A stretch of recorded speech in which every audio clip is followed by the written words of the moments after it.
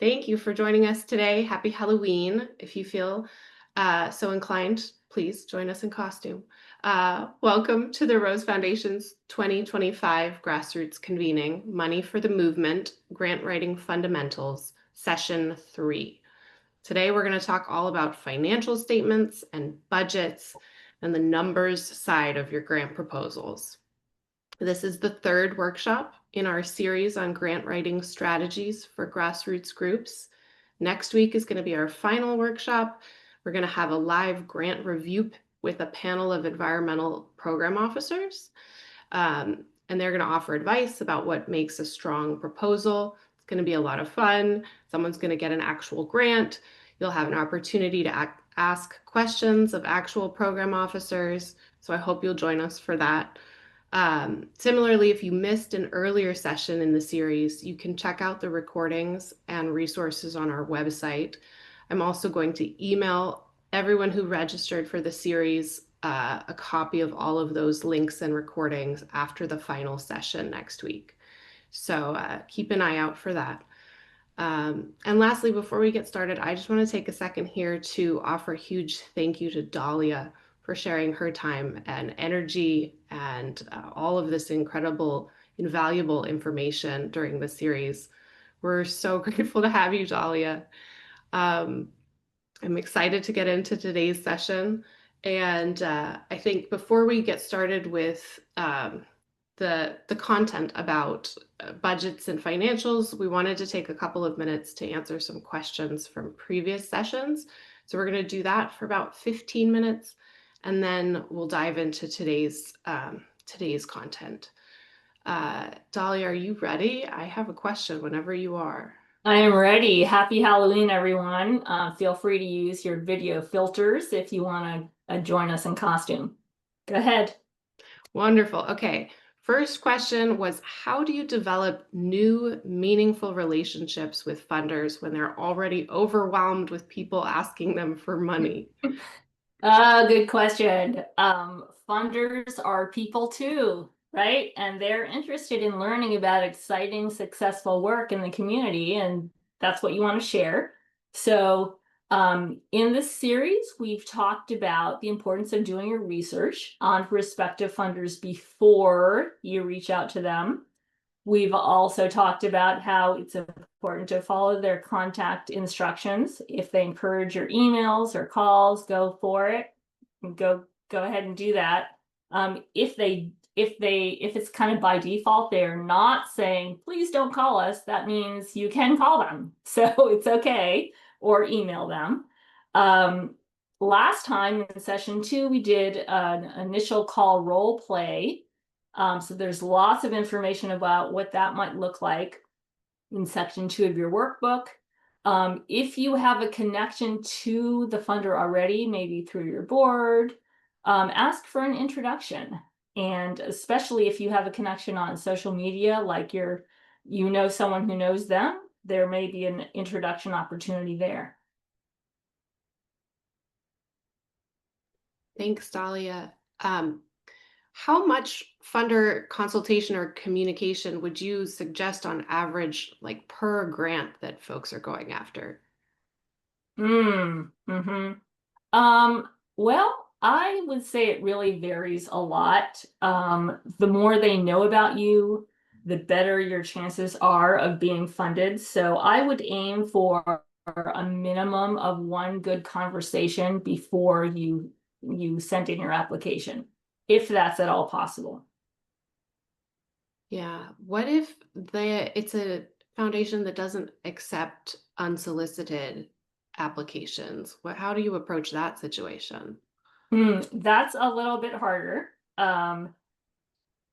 If you don't have any personal connections, then go ahead and send them a letter that introduces your organization. So you want to explain how your organization connects with their giving interests, right? And we talked a lot about finding out, doing research, finding out specifically what each funder is interested in funding. So we talked about the match. So that's where you want to talk about that match in your introduction to them. Don't ask for money in that initial letter. But ask if you can meet with them or give them more information about your organization. They may have some interest in maybe receiving your newsletter or coming to an event of yours or something like that. So offer that opportunity for them to connect with you. And it's kind of a crapshoot. What I do personally is if they say we don't accept applications, they go in my second tier of foundations that I'll be pursuing. If they do accept applications, they're in my first tier. Mhm. Yeah, this sounds like it's touching on something you mentioned last session about funder education. And we had a Mm-hmm. question around that. How do Okay. you do funder education to lay the groundwork before asking for money? Don't the funders know you're asking for money as soon as you reach out? Well, it's pretty obvious. They know that you're eventually going to ask for money if it looks like it's a good match. But if they don't know who you are or what you do and why you do that, they're never going to give you money. So please use my general tips for developing relationships with them that I've shared just now and also in the first two webinars. Great. And then is there like a big time of year, a season for prospecting? Is there a time of year when lots of foundations are giving out grants or have, grant applications due? Yeah, that's a good question. The application season is all year round, but the most active times tend to be the spring and the fall. Um, so a good time to do your prospect research is also all year round, but because the application period is really heavy in the spring and the fall, I would suggest using the summer and the winter as your heavy prospecting times. That's when you're going to be doing your deepest dives. Got it. That makes sense. Okay, now we've got a couple questions from the first session. Mm-hmm. One is about how important your social media footprint is, and what are any do's or don'ts leading up to applying? Mm-hmm. Okay. Well, social media, increasingly, funders are researching your organization online. So if you are active on social media, let them know that, right? Talk it up. Also, social media is a good way to connect with funders. Many funders are on social media also. So it's kind of like they're looking for you on there and they're also on there for you to connect with. So I would say as much as you can, use your social media for your grant writing. Yeah, The I other question, yeah, you also asked about the do's and don'ts. Basically, in webinar one, we talked about how to get ready to apply. So those are all kind of do's. In webinar two, we discussed doing your homework regarding the funders that you're researching that you want to apply to. So I don't encourage you to apply blindly. So that's kind of a don't. Today's webinar will help you get your finances ready to present to funders. So that's a do. Yeah, I know as someone who reads applications, if I don't know anything about a group, social media is one of the first places I go to just see, what are they doing? Who Yep. are they? What kind of stuff are they posting? Um, Right. so I think of it as, another way that you're showing who you are to someone who has limited information about you. Definitely. Um, okay, awesome. Then another one from session one was, what are some ways of collecting qualitative results rather than Mhm. quantitative? Yeah, quantitative is kind of relatively easy, right? You're counting things. You're looking for the quantity, but when it comes to quality, that's really about how well are you doing carrying out your mission, right? So I would suggest a few things. In surveys that you're doing, most organizations do some kind of survey. Put some qualitative questions in those surveys. You might also consider doing in-depth individual interviews with a few people who are especially strong, among your clients. You can do a focus group among your clients. I would suggest having some kind of food there. Free food is always a good attractor. You also can observe behavior changes that are happening in your client base or in your community. And sometimes people will actually tell you that. Sometimes people will write you an email or post something on social media that's kind of a testimonial. That's also great. They might be talking about a story of how your work helped them. That's also qualitative. There's actually a whole field about impact evaluation. And I have some colleagues in that field.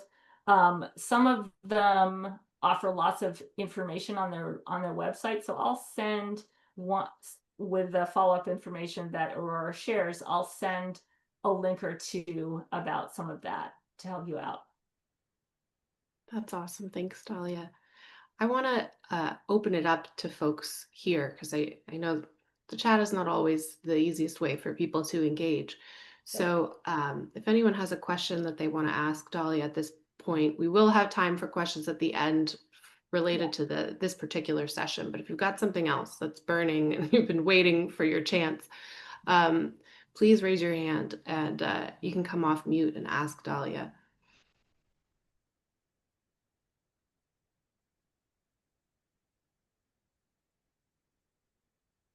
Trudy, please join us. Hey y'all, how's it going? My name is Shruti. I'm from Cycles of Change. If y'all know, we're in Oakland, an all BIPOC staff collective trying to bring bikes as a form of transportation to empower communities. Thanks y'all for being here. Dahlia, yeah, I said it earlier in the chat, just dropping crazy wisdom left and right, so I appreciate you sharing with us. I just put this in the chat, but this is a question I have. So if there isn't a lot of existing surveys, data collection, or program evaluation, already, what would you say is the most efficient and impactful data to start collecting? This is also like coming from a context of like, we have a bike shop called The Bikery, one of the last affordable shops left in Oakland. And, a lot of the people we hire from our community, we train them up as mechanics and stuff. So in terms of there being like not super high, like staff capacity to do really extensive things, um, like what would you recommend? Hey, if there's a blank slate, kind of like where do you start? What points of data are the most impactful? Like how do you, yeah, that like foundational stuff, like how do you set that up? How would you recommend going about that? Mhm. That's a good question. I'm gonna have to say it kind of depends on your organization in terms of what is most important to you, right? So what would you, the kind of the starting question is, what do you want to measure? Like what's an important thing that will tell you that, hey, you're actually accomplishing what you're set out to do, right? So you can start counting in terms of quantity, like how many people are you serving? Where are they? You said you're in Oakland, like maybe they're in different parts of Oakland, maybe they're in other parts of the Bay Area. Who are they? What can you tell me about their ages or their demographics in any way that would be helpful? And you also mentioned your staff is part of the work that you do. So they're like kind of an audience that you want to easily access, right? Talk to them, like what's up with them, what is their story? So that's the quantity. And then the quality is, how is this working for people? Again, your staff is an easy one. But when people come in your shop, that would be a great opportunity to ask them, hey, what brought you here? And how are you benefiting from our work? Thank you. And thanks, Liv, too. I saw your chat. Anyone else have a question? Julie, I saw you had your hand raised earlier. Hi, just a second. Oh, I do. Thank you. My I'm putting my questions in the chat, so I can. My name's Julie Hirsch, Garden of the Salish Sea Curriculum and Pacific Shellfish Institute.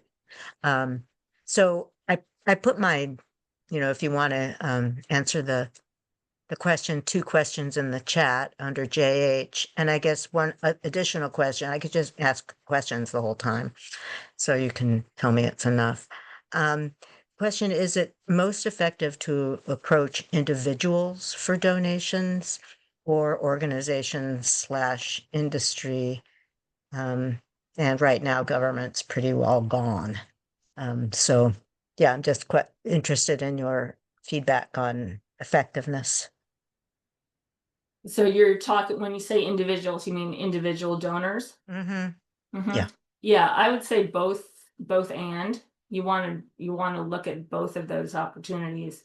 Our webinars are focused on institutions, right? Foundations and Okay. corporations. But if you go back to webinar 1, we talked about how that is also that is only a piece of the larger fundraising puzzle. So individual donors, events, other ways to fundraise, those are equally important. Mm-hmm. So, Okay. unfortunately, people sometimes just rely on grants, and that should not be the case. Thank you. Thanks, Julie. My other question was in regard to fiscal sponsors and social media platforms.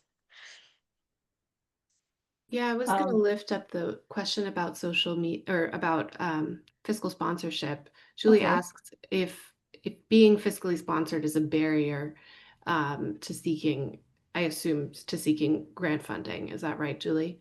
Well, sometimes, often it isn't, but sometimes you just don't know. And sometimes it is. It seems variable. So I wondered if you had any feedback.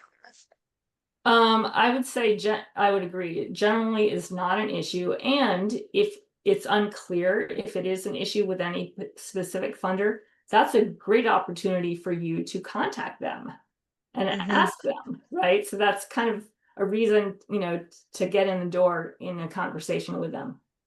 Good. Thanks. Mm-hmm. And Okay. also, if you find that certain social media platforms are more effective than others, and then I'm done.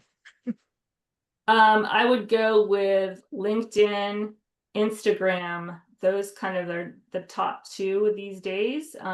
And Blue Sky, if you can keep up with something like that, Blue Sky or Threads. Thank you. Mm-hmm. Adam, did you want to share a question? Yeah, so one of the things I do whenever, because a lot of grants are like they're doing something that they think is helpful to the applicants by reducing character limits or making things smaller and more compact and giving you less space to put information and requiring less information. But it ends up making things much more difficult because instead of writing out big long paragraphs, we're just trying to figure out how to compress a lot of information into a tiny little space. Which isn't really what my question is, but so whenever they have like a limit on attachments, what I've done a lot is I will make a PDF file with like several links, images, articles, like a lot of different information in one document and post it up on as an additional information or whatever. Is that stuff that grants care about or look at, or is it wasting time doing that on to add that much extra information? I would say, yeah, I agree. I mean, I have experience with people with foundations offering like 1 or 2 additional attachments, and they're expecting it to be brief. So if you send them an attachment that's 25 pages, they're not going to read it. It's usually like 1 to 2 pages with like several links and little brief things, like stuff like that. So like they can go, yeah. I think I would say prioritize. It's often the case that funders will not follow links. So if you're unless they specifically ask for a link, they're probably not going to read it. So make sure that you are, whatever additional information you send is brief and high priority for you to share. And don't expect them to click. Okay, thanks. All right, shall we move on? Yeah, There I is think some, we. I there's a think we little bit should of time move at the end also, folks, for questions. So let's move on. We'll keep collecting questions, but let's dive in for today. Thanks, Dahlia. Yeah. Pearl, can you share the presentation?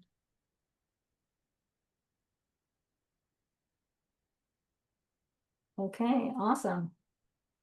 Well, today is all about the numbers. And let's go to the next slide where I'm going to give you an opportunity to type in the chat. What is the biggest thing, one biggest thing you're trying to take away from today?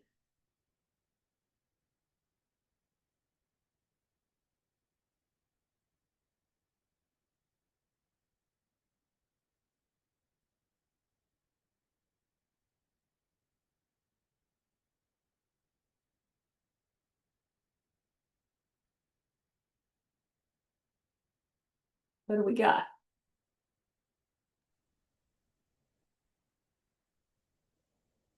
I'm seeing best formats for budgets, best way to keep budgets simple but impactful, how to do better on budgeting generally, and find the path between what the funder is asking for and what I have available. Hear about people's processes and norms around budgeting, just broadly coming up with a budget, breaking down the budget into correct categories. Let's see, placing numbers in easy format, quantify measured results that might be important to funders, uh, striking the balance between requests between personal and programmatic costs, or sorry, personnel and programmatic costs. So classic admin versus program question.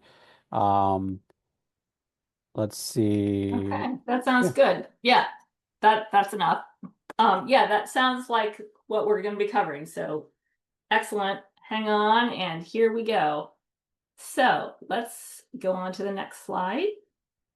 Okay, so this is the agenda for today. In webinar 1, we talked about grant writing kind of in a general sense.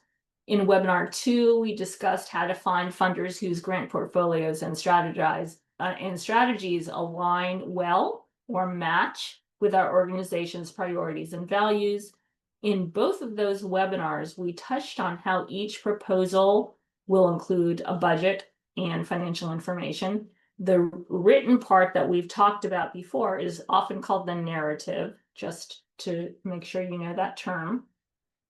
In this webinar today, we're going to look at that aspect in depth, the budget and financial information. And please note, I am not an accountant. Okay, so any detailed financial questions I'm not going to be able to answer. But I can give you a general sense from a grant writer's point of view. Please type in your comments as we mentioned. So let's go on to the poll.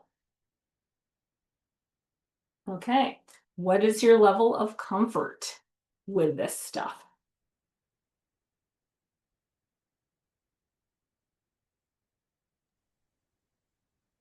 All right, I'm going to give you all 3 minutes. Or less. All right, I'm seeing some responses coming in. Good.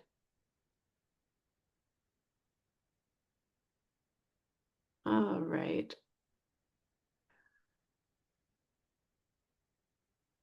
Give it 5 more seconds. Okay. Okay, we'll end the poll. All right. Well, that's good. I was expecting like a lot of people to say they're freaking out, but that's not the case. So that's great. We've got some people very comfortable, and then the majority of people are reasonably comfortable. or maybe a little bit unsure because we need a little bit more information. So that's great. That's what we're about today. So that's good. And I'm glad to hear that there are so many people who feel at least somewhat comfortable. So you might be accountants out there, which is cool. And if you have anything to share, please put it in the chat. Okay, so let's move on. Okay, so I encourage you to see financial documents simply as your story in numbers. It's kind of the numbers equivalent of the narrative that we've been talking about. The numbers are a way for your organization and your funders to take a look behind the scenes of your work, to learn what makes you tick, and to figure out how healthy and sustainable you are as an organization. The financial numbers need to support and align with your narrative. That is, they have to tell the same story, right? So that we could look at either one. We could look at your budget or we could look at your narrative and we'll understand what you're proposing. Okay, next slide.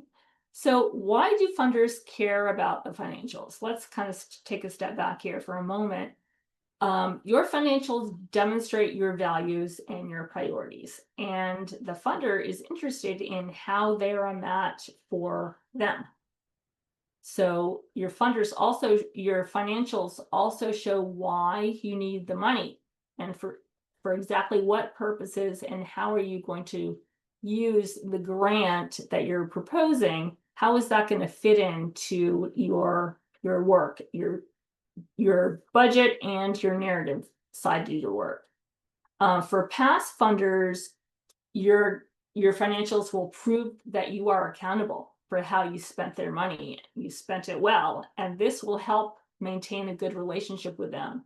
Again, going back to that word relationship that we've talked about quite a bit.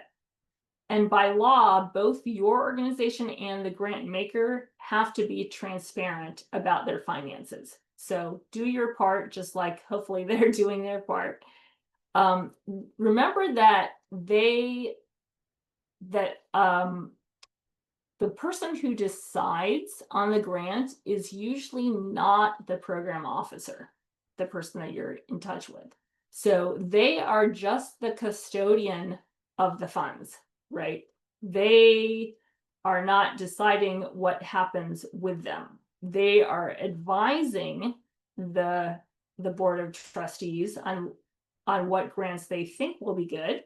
So you want to make sure that as they review your narrative and your budget, that you are giving them a good reason to recommend your grant, because you look like you are accountable and responsible financially.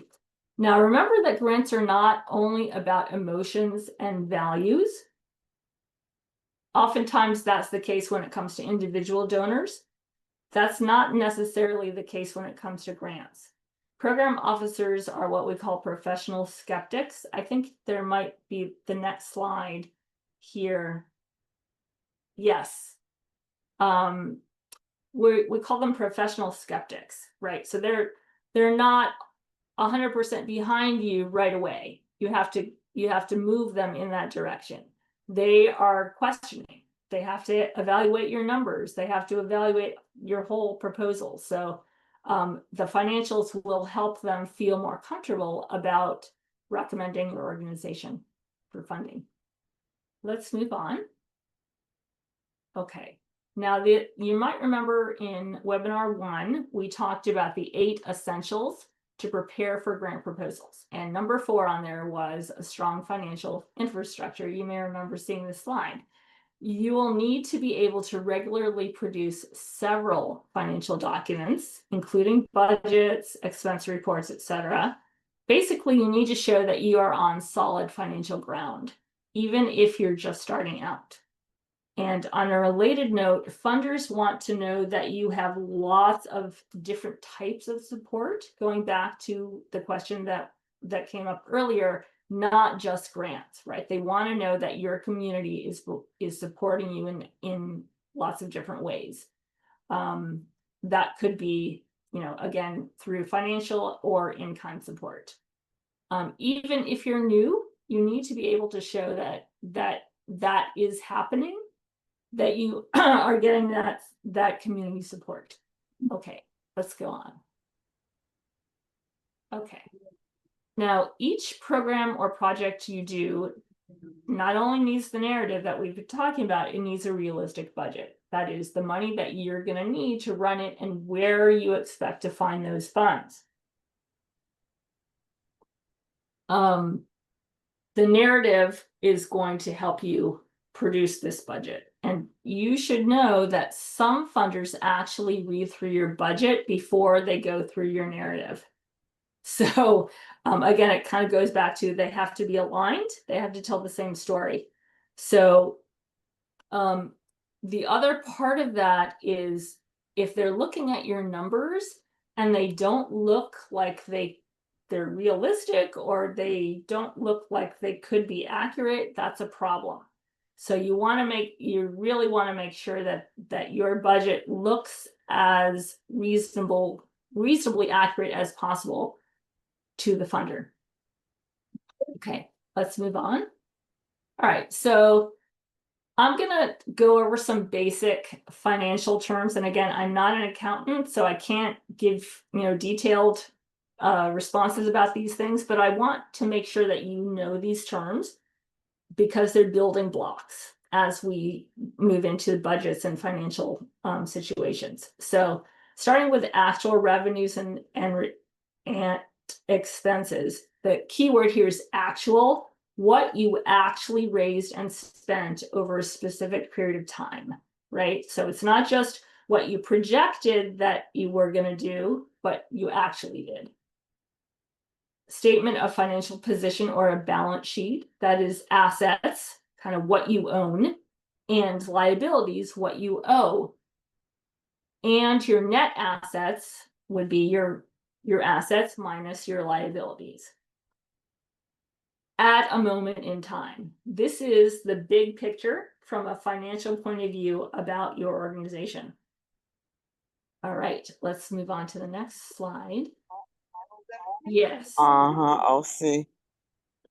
Unrestricted funds. These are highly prized. Why? Because it's money that can be spent on at any time on anything. It corresponds to general operating support that we've talked about before. That's the opposite of restricted funds, which is money that must be spent on a specific program or over a specific time period. These are more common that you're going to get restricted funds than unrestricted funds. Okay, another term is called carryover. It's basically money that you raised in one year and then you carried over to the next year.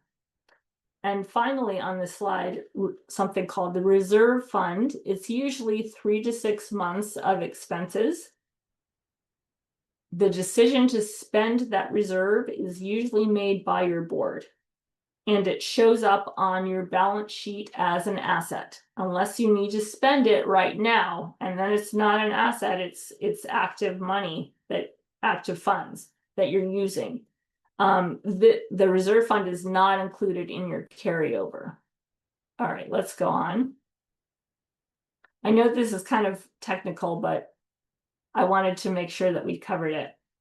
Okay, so people have in the question or in the chat, I already heard that some people are familiar with categories or allocations, basically buckets of spending, right? So examples might be your personnel, what fees that you have to pay to attorneys or consultants, communications, that might be your phone, your internet, etc. Those are all categories of spending. Remember to group your expenses together, right? And to use the same categories every month. Sometimes that doesn't happen and can get confusing. So once you have a category and you're putting things in it, keep that consistent. All right, let's go to the next slide. on direct expenses. Okay, so hopefully you're familiar with, you've heard of this, at least direct and indirect. So direct is expenses that relate only to the program that you're proposing, right? So it might be staff time for that program, might be mileage that you use in that program, might be special equipment that you have to use only in that program. Those are direct expenses. Then indirect expenses, sometimes we call it overhead. It's general administrative expenses that cross programs, right? It's not dependent on a program. So for example, accounting and bookkeeping, I think if you go down a little to the next slide, I think it's on the next slide. Yeah. No, I'm not sure what happened to it. Okay, there you go. Yeah, I hope that shows up. All right, so examples of indirect expenses would be rent, utilities, parking, janitorial, accounting and bookkeeping, and fundraising. So these are like expenses that go throughout the organization, not dependent on any specific program. Now, I did want to point out this really important thing, that some funders do not support indirect expenses at all. It's very unfortunate, but true. However, there are lots of other funders who do fund indirect expenses, but they usually cap them. They usually, it's usually 10 to 15%. So that is something that you're going to need to know when you're doing your research. Find that out for each specific funder. What is their policy on indirect expenses or overhead? Okay. I think we're done with terms. Yeah, we are. Okay, so let's take a deep breath here. We're hearing Spanish in the English. Especially if you're unfamiliar with those terms, that's kind of a lot. So let's move on. You don't have to absorb all that at once. It's okay. Let's move on to some general budget tips that I'd like to share. Now, sometimes people leave the budget to the last minute, and I say don't do that. That's a don't. Go ahead and take the time to involve other team members. Remember, we talked about the grant team in webinar 1. Involve other grant team members in putting together your budget, especially if they have any experience or expertise in accounting or budgeting. That might be your development director, someone on your board. That may be someone, a finance person on your staff, whatever it is. You don't want to leave it to the last minute. Another general issue, sometimes the proposal is only partially funded. So it's a good idea to have a plan B, or what I call a bare bones budget, for what you absolutely need to do any work. The funders sometimes ask about this. They're like, well, we might not fund you fully. If we don't, then what would happen, right? So they're gonna want a plan B. Another important thing, I think it's on the next, it might be on the next slide. Yeah.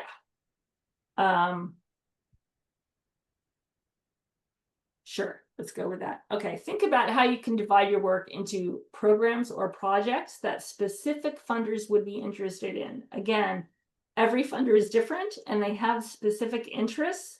So if you can chop up your work into a program or a project that would appeal to different funders because of their specific interests, that's what you're thinking about. That's what I encourage you to do.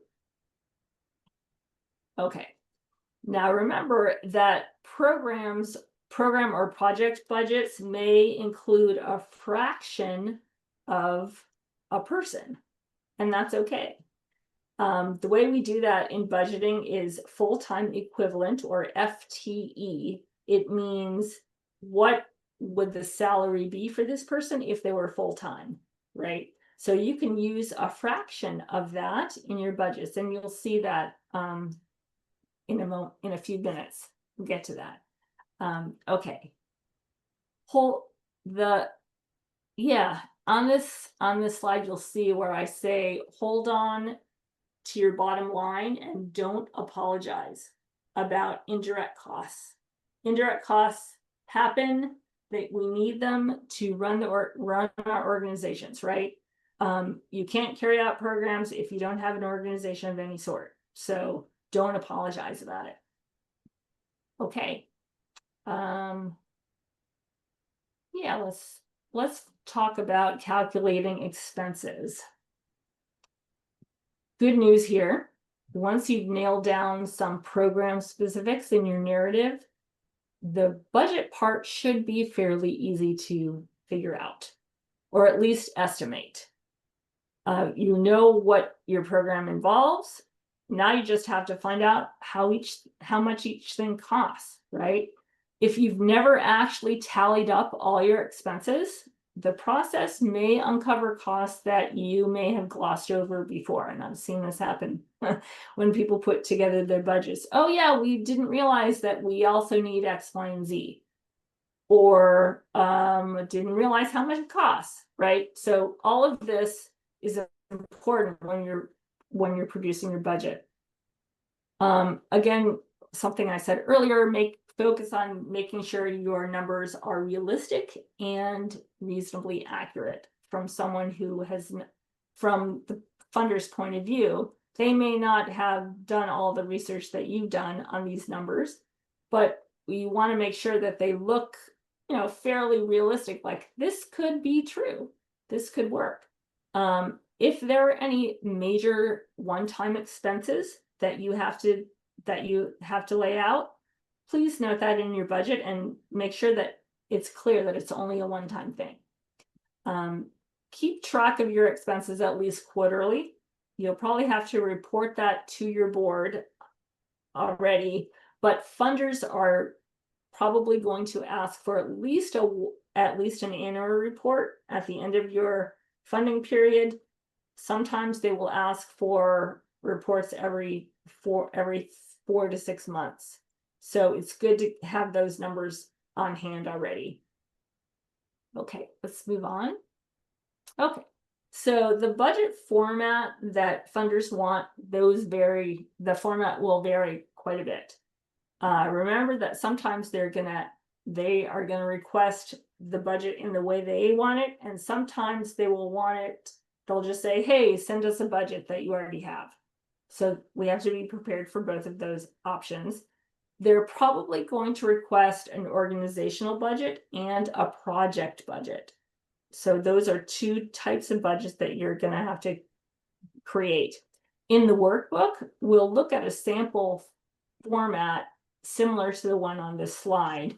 It's basically a spreadsheet in Excel. That's the most common way that people put their budgets together. Sometimes funders will provide the template in spreadsheet form as well. Others will be more flexible about that. I recommend building your budget on a spreadsheet and then modifying it as needed. Okay, so a few things to notice here on this slide with this budget. Notice that some of the staff are showing as a fraction of an FTE, right? They're not full people. So the staff on this program, we're listing that their FTE on the budget. I have an estimated 12 to 25% for employees' fringe benefits. If you go up, it's not quite yet. Yeah. So fringe benefits usually will be 12 to 25%. And you're going to state that in your budget. In the third column here, you may want to show how the funds that you're requesting will fit exactly into your budget. That is another common practice. This is especially good if the funder is very interested in funding specific parts of your work, or if they're not going to fund other parts. So you might want to make a column like that. And the fourth column here, you clarify anything that is potentially confusing or notes. you basically, if you have a calculation that got you to the number that you're using, go ahead and show that calculation.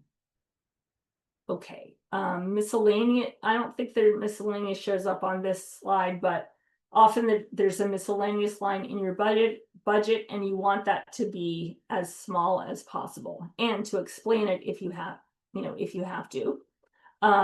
Reminder here about the request amount. Yeah, it is here. Okay, so I think that was a question earlier. And there's just a little bit of information here on the slide about that. Let's move on. Okay.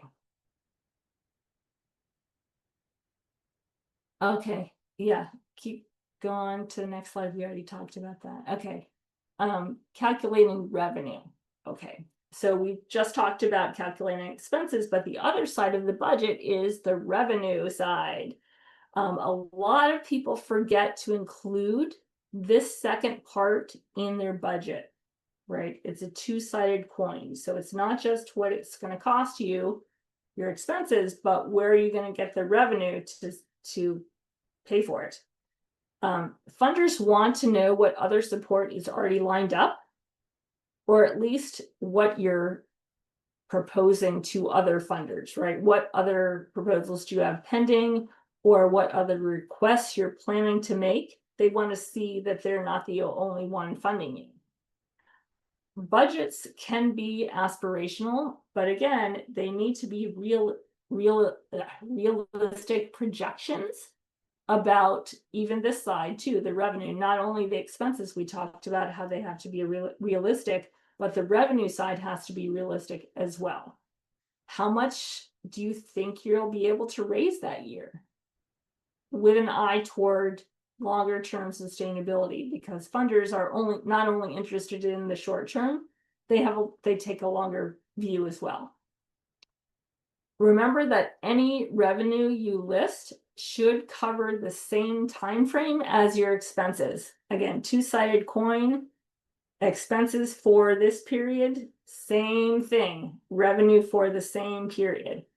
And finally, be clear in your budget about any grants that you get that are restricted by time or program or both, because they're going to want to know that. Okay, so let's move on to the next slide.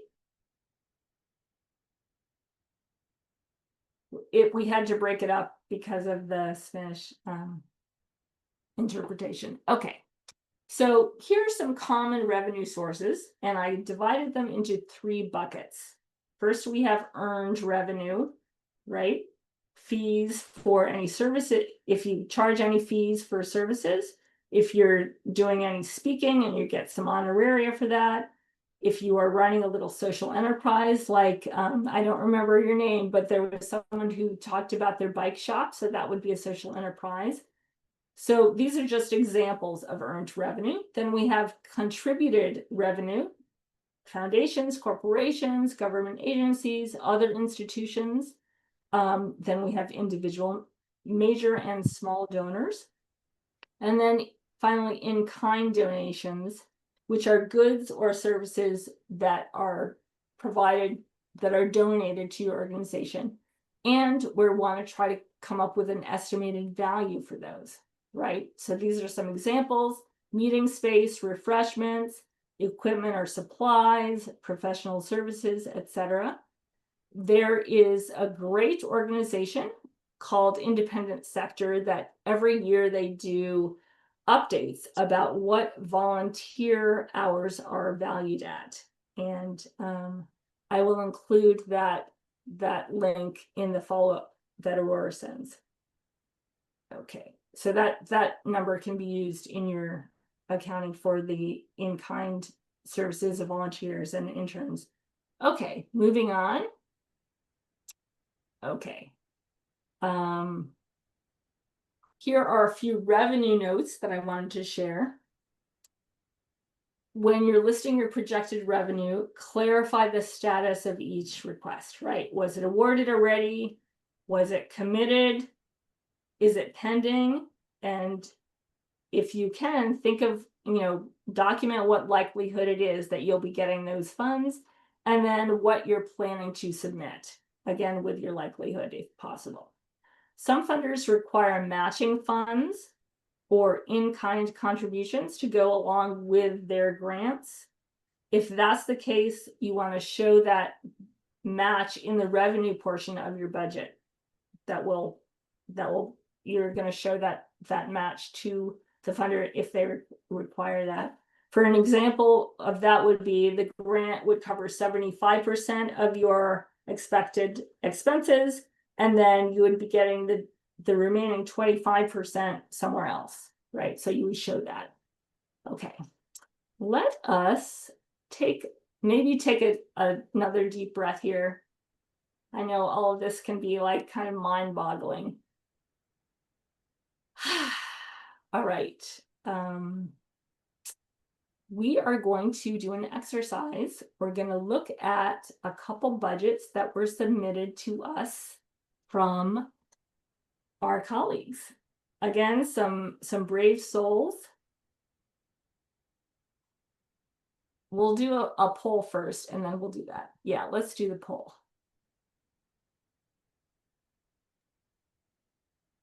Okay, let me pull up the poll first then.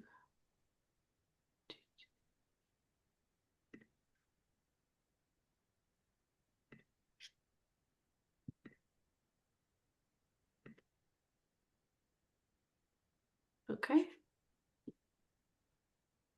Give people a second to respond.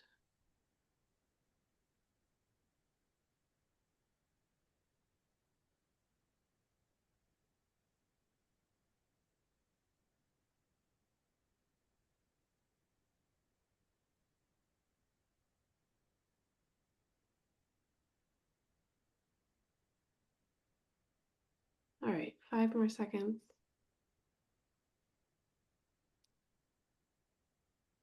All right, I'm going to end the poll and share the results. Can you see them, Dahlia? I can, yeah, we have a total mix here. Dividing our work into projects seems to be the least difficult for folks, that's a good thing that you've got that down. Estimating expenses and estimating revenue, that can be a little challenging. Figuring out the request amount. Again, I think I'll tell you a little bit about that because I kind of skimmed over those. There was a slide on that. We didn't quite have a lot of time to go through that. So I'll address that in a moment. And then developing a plan B is a little bit challenging also. Yeah. Okay. Just wanted to acknowledge that, yes, those things can be challenging, but we're working on it together and we will get there. So let me just address that question a little bit about the right amount to ask for. You basically want to think about two numbers. The first number is find out the funder's average grant size and the grant amount range that they're giving, right? If they're giving $5,000 grants, if they're giving $50,000 grants, that's going to make a difference. You want to look at that. So you want to get a sense of what that looks like. If you're a first-time applicant to the funder, you're probably not going to want to go for the upper end of their range. Okay, so that's the first number. The second number is look at your program budget size. What grant amount would be significant to the project, but it would be less than 50% of the total funds you need? This is, again, a rule of thumb. It's not always true. Generally, this is where you want to go. Now, see if you can reconcile those two numbers to come up with an appropriate request amount.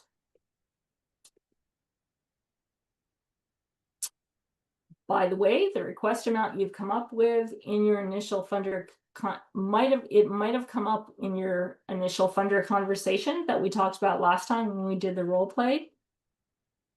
If you are able to get a funder conversation going, that might be a good question to ask. What would be an appropriate request amount for us?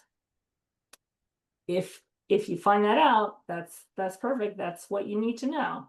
Remember that funders look at your request amount and they consider it a request amount. just a request. They might, as I said before, they might decide to fund you at a different rate. So that is something that you have to be prepared for. They may ask you that. Sometimes, and I've seen it very rarely, but I have seen it, sometimes a funder will actually fund you at a higher amount than you requested. It's a rare bird, but it's a lovely bird when it happens. So, okay, I just wanted to make sure I covered that a little bit.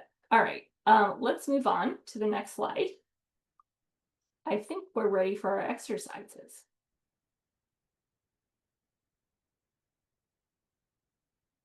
Yeah, we are. Okay. So Pearl is going to share one that came from Frontline Catalysts. Yeah, okay. All right, let me just give you a moment to look through that. See what you see.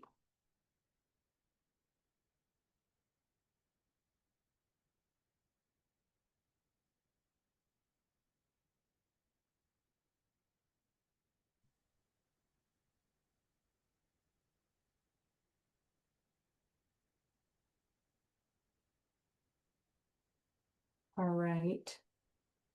I'm going to give some feedback for myself on this one. Thank you, by the way, Frontline Catalyst, for offering this opportunity for us to look at a real live budget. Pearl, is it possible to zoom in a little bit or make it a little bit bigger on the screen? That's great, thank you. Priscilla has a point there about how you can zoom in on your own screen. Okay. All right. Well, let's start with what was awesome, what was great that I found in this budget. I really like the way it was categorized.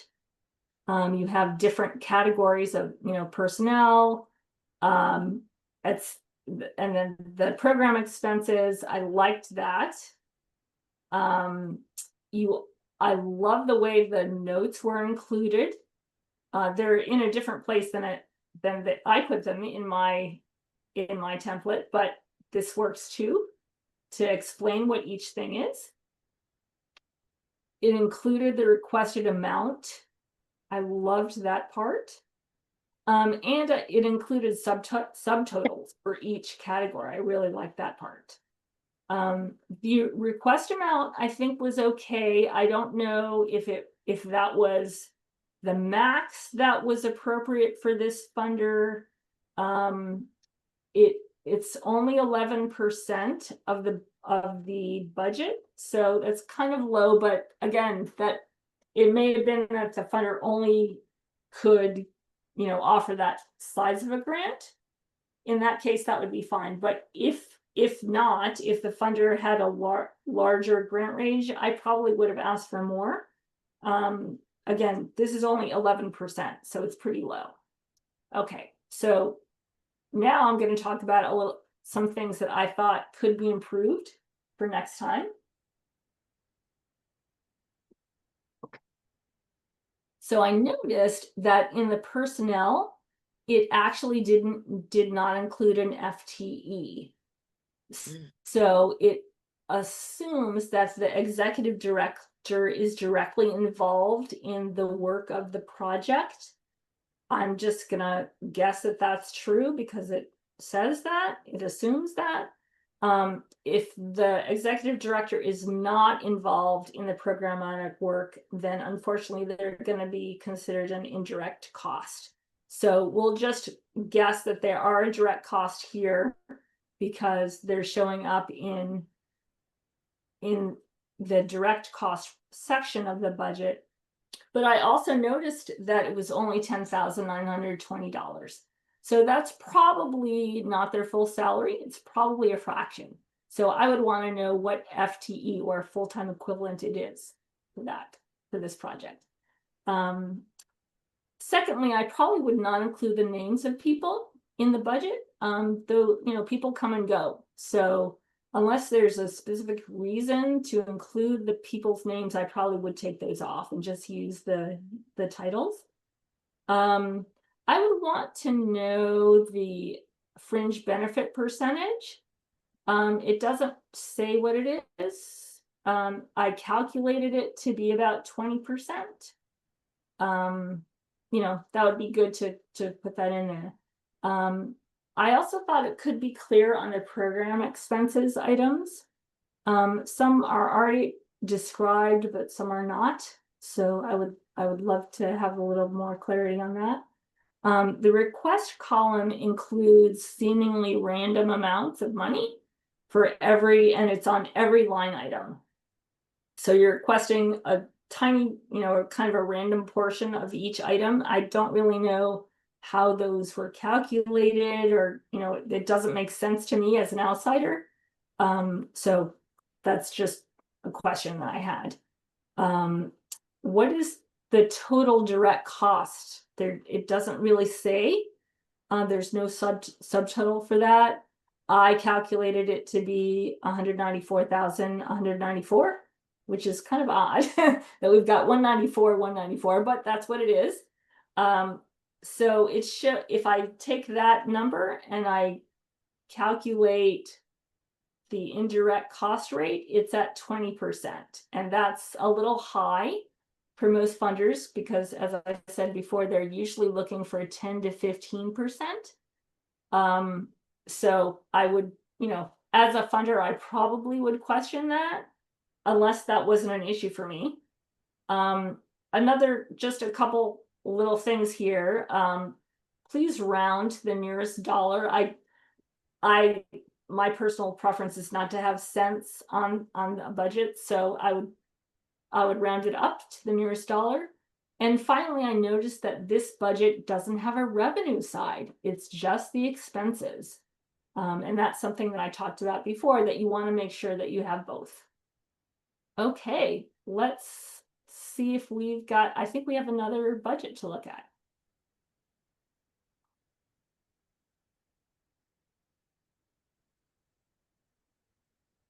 Okay. Great. All right. So this comes from Bear Valley Protection Society. The one that we just looked at from Frontline Catalyst was a project budget, and this one is an organizational budget. So again, thank you, Bear Valley, for submitting. Great. I really liked that it included both revenue and expenses. Nice job on that. I felt like you had some good explanations of the different items on the budget. So that was very good. Let's think about ways that it could be improved next time. So first of all, I know the way that I received this budget first from Aurora was not in Excel form, and I asked her to put it in Excel form. So it is now.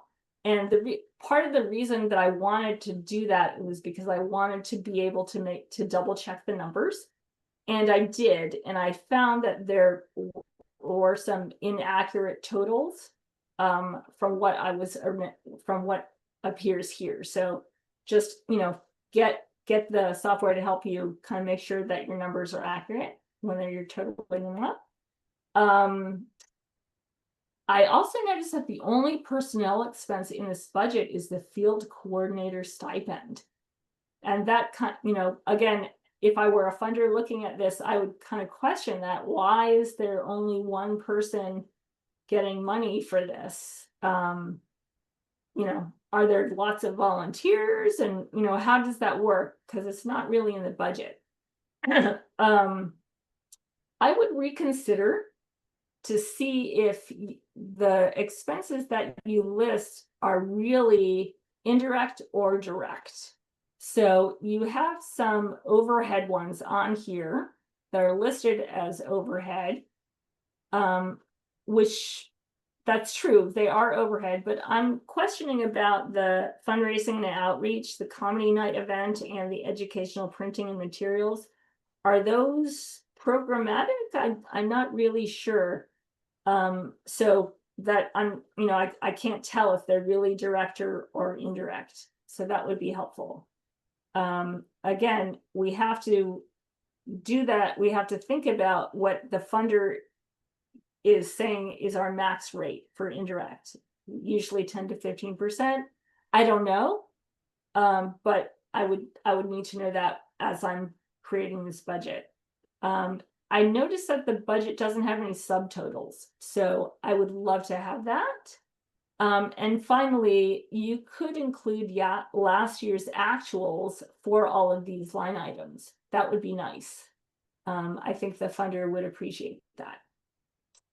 Okay. Shall we move on? Okay. So now I think what I'm going to do is share my screen because I want to show the third section of the e-workbook that goes with these webinars. And let me just do that.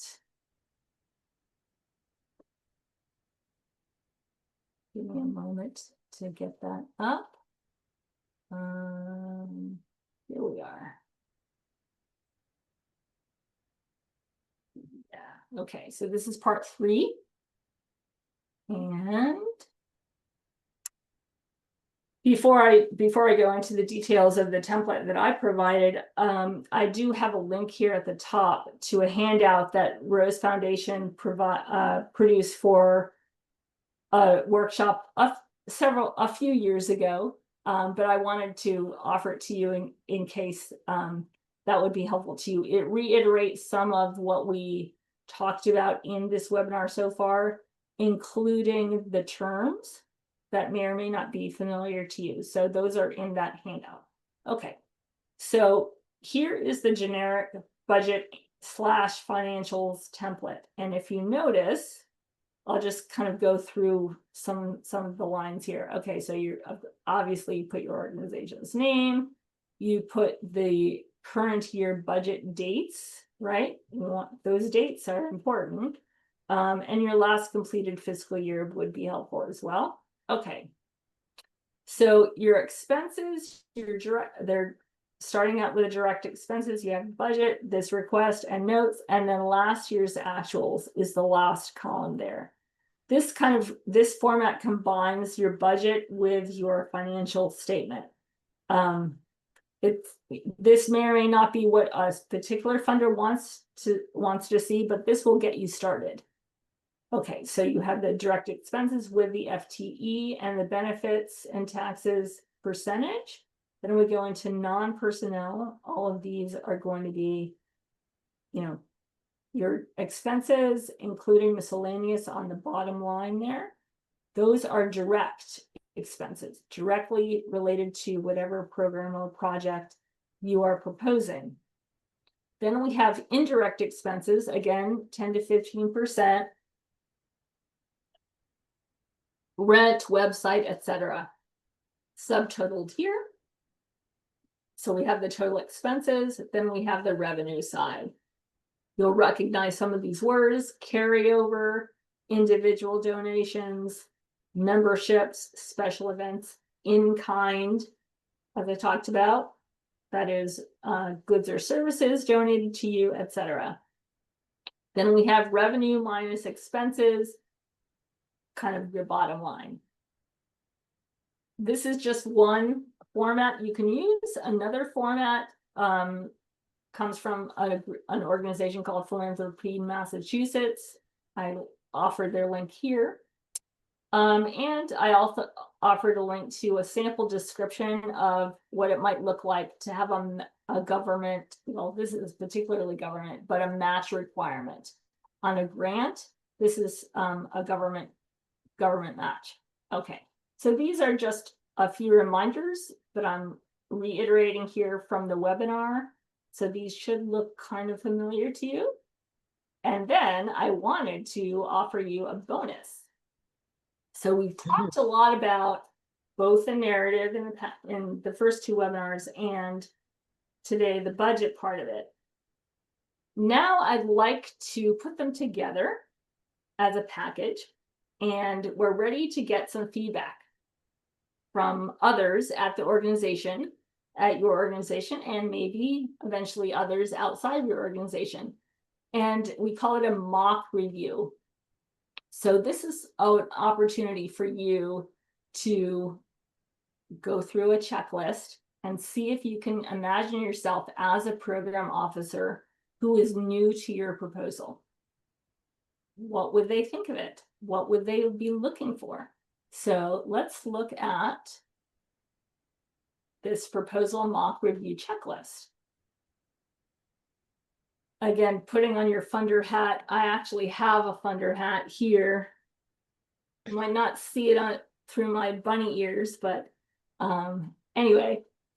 Okay, so you would fill this part out to tell me a little bit, to tell your reviewer about who they're pretending to be, right? Who is your potential funder? What are they interested in? All of that. So you would fill that out at the beginning. Your program officer is likely to be the first person to review it, as we've talked about. But there are other people on the grantmakers team, right? Their board of trustees, etc. They're probably going to be playing different roles. And these are just some ideas of what that might look like. There might be an analyst on the board. There might be an accountant. There might be someone who's interested in the human aspect of your work. And then there might be a community butterfly, kind of a social butterfly type of person who's all about connections. All right, so first we're going to go through a narrative review, and I'm not going to go through all of this. I just want to just show it to you that we have the types of questions that they're going to be asking about your organization, and they're going to think about rating you, right, between weak and strong. They're going to be thinking about your proposed program or budget, again, between weak and strong. Your overall narrative style. And I talked a little bit about some writing tips. I believe it was in webinar 1. Then, okay, so that is all about your narrative. Then it's all about your budget, right? They're going to be doing a review of the budget. And again, these are all some questions that they will be asking. If you notice, each question has a rating, but also a suggestion. So the person that you asked to review, if they have any suggestions for you, there's a place for them to add that as well. All right, I'm going to go back. I'm going to ask Pearl to go back to the PowerPoint presentation. Okay, there. So that's the checklist that I just talked about. And I do, I want to say congratulations. At this point, you have created your narrative and your budget. So take a deep breath, take a bow. Congratulations, you've done it. That mock review will help you as you think about, as you review it internally, and you can put on your own funder's cap. When you're done with your internal review, I would recommend bringing it to someone outside of your organization and see what they have to say. That would be very helpful to you to get a third-party point of view. Okay, let's move to the next slide, which I think is questions. Yeah. All right, so let's see what kind of questions we have. All right, Dahlia, we've got lots of questions. Let's start off. I think this is a great one. What are the red flags that foundation officers note when reviewing a budget? Any major red flags that you'd mention, Dahlia? I think we talked about some of them already. Unrealistic numbers, not having a revenue side and only expenses.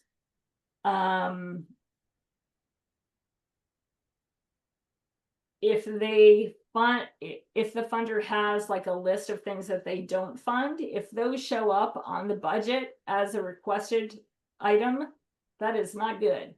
That means you haven't done your research. You don't know that that funder will not fund certain things, right? So you have to do your research. Those are the top ones that come to mind. If there's anyone else, if anyone on the call can think of any other red flags, please share them. I wouldn't call it a red flag, but a common issue that I come across is very overly optimistic budgets. They are like the revenue that they're hoping to bring in that year is far exceeds any fundraising they've ever done in the past. And unfortunately, if it's not realistic, then those numbers as related to your expense situation don't mean very much. That's a good point, and that kind of goes back to being realistic that I was talking about.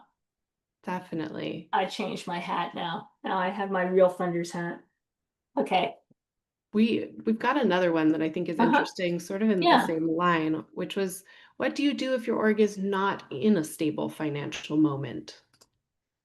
Yeah, good question. Then at that, and I worked with some organizations like that, and at that point, that is a time for you to really put the brakes on the grant seeking and work on your internal organization's finances. Think about other ways to shore that up, because I wouldn't want to see you waste a lot of time and energy on grant seeking if you're not there, financially. It's just not a good time for grant seeking.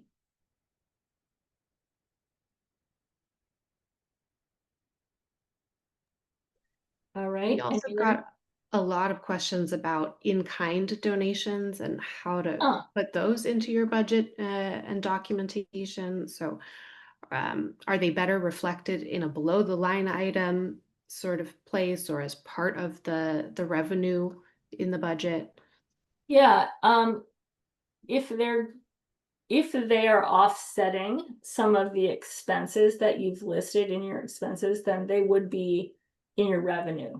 Like, for example, if you put in your expenses a line item for venue rental and you're getting the venue donated, then that would be offset in your revenue. And you would put the same value in both the expense and the revenue, if that makes sense.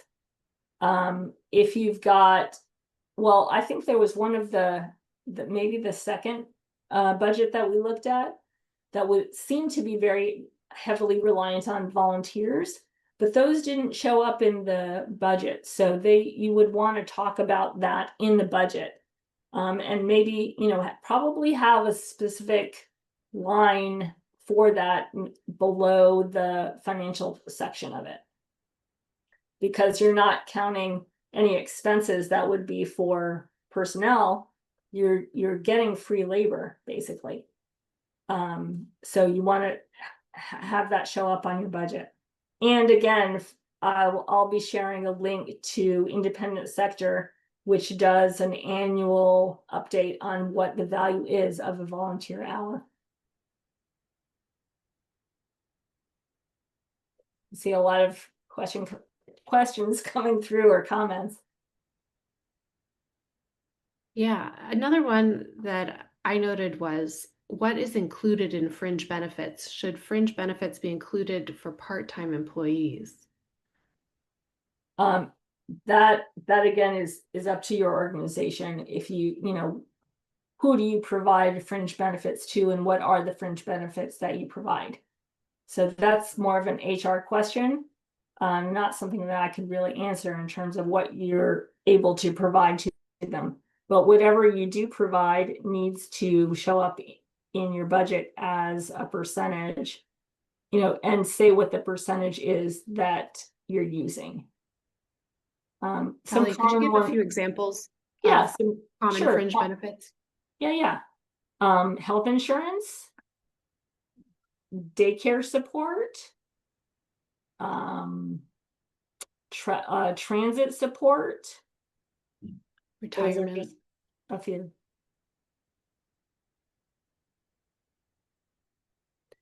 Tim, any questions that you noted to add? Yeah. Oh,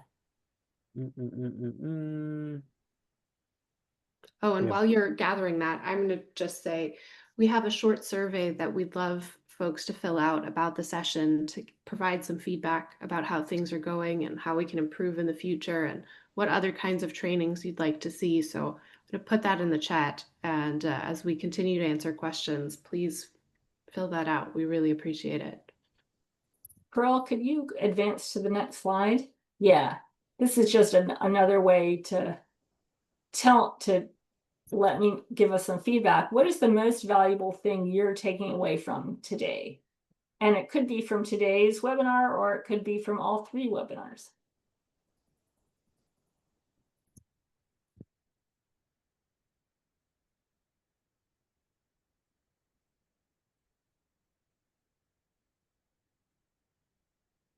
I will say I got an interesting question about you know, would a funder rather have have entire items, i.e. food, youth stipends, etc., or a portion of items in the budget? And I did respond to that into the chat, but I do think it's interesting and worth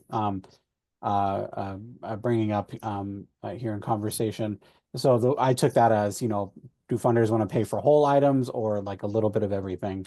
And I think you know, my response is that it depends on the funder. For the Rose Foundation, even for the Rose Foundation, it's like sort of fund dependent, right? You know, for some of our funds, we might pay for a whole item, and for one, we might need to chop it up into little bits of everything, and it just kind of depends. You know, in particular, if you're applying to like one of the Rose Foundation's water quality funds, for example, we would not be able to support a project that doesn't include like specific line items for water quality. And so if we're just supporting a water quality project generally, and you know, you apply to Rose and you want us to pay for like food for like your youth workers, that doesn't really contribute to water quality in the way that we would need it to. We would also need to include some line items for supplies and that have like a more direct and tangible on the ground impact for water quality, right? And so, yeah, I just thought that was an interesting one. But I do see we have a couple of other folks with their hands raised. Adam. That's a good answer, Tim. I would agree that it totally depends on the funder and what the funder is most interested in funding. That's what you want to ask for. I kind of lost track of what I was going to ask. I'm sorry. That's okay.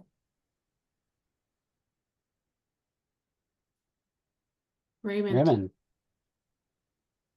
Yeah, I have a question about the operating budget that you talked about earlier. I wasn't quite sure if I was following you saying that you should put your entire, like, all of it out there for the funder to know, or like the big categories. You know, because we have it broken down by grant and who provides the money and what the money is for, and this and that and the other thing. So I wasn't sure, was that what was said when it comes to submitting your operating budget to funders?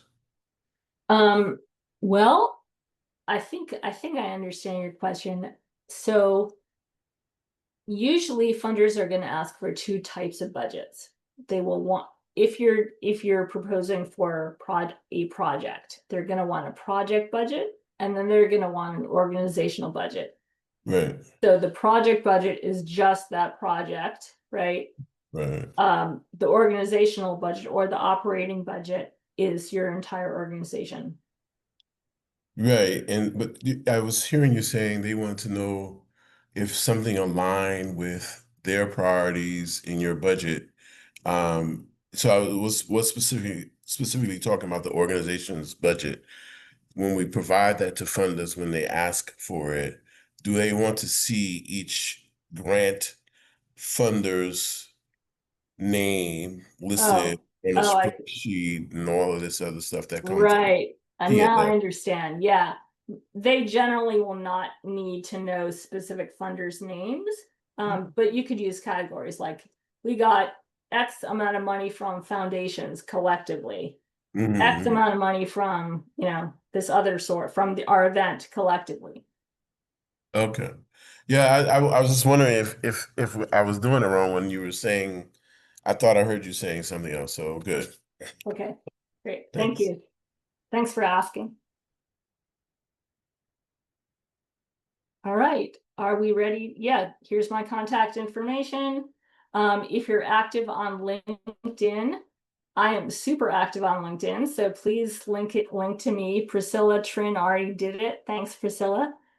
I'll send my LinkedIn link to Aurora also, in case that would be helpful to you. Finally, I did want to mention that I have a playlist on YouTube called Ask Dahlia Live. It's 10 episodes. They're about 10 minutes each, and they cover about 40 questions and answers. So again, I will send that link also to Aurora. Yeah, we'll share all of that. Dahlia, thank you so much for all of this information and these resources. I've also seen some requests in the chat to send information from the chat. So we'll compile chat messages and the questions and answers from there to share with everyone as well. Yeah, thank you all so much for being here. I want to lift up Frontline Catalyst and Bear Valley Protection Society for sharing their budgets with us and allowing us to use their budgets as examples. So thank you both so much, and hope to see many of you next week for our final session where we can ask more questions of actual program officers. So think about that. This is your chance to actually hear from program officers about what they're looking for when they're reading applications. So hope to see many of you there. I did want to say goodbye and thank you all for being part of this. I have to mention that my other hat is I work as the executive producer of a podcast called Everyday Climate Champions. We are having a big event in San Francisco on November 8th. So I'll be sending that link as well to Aurora. So anyone in the Bay Area, if you want to meet me or hobnob with lots of other environmental climate folks, please come. Wonderful. Thanks, everyone. Wonderful to see you. Have a lovely Halloween.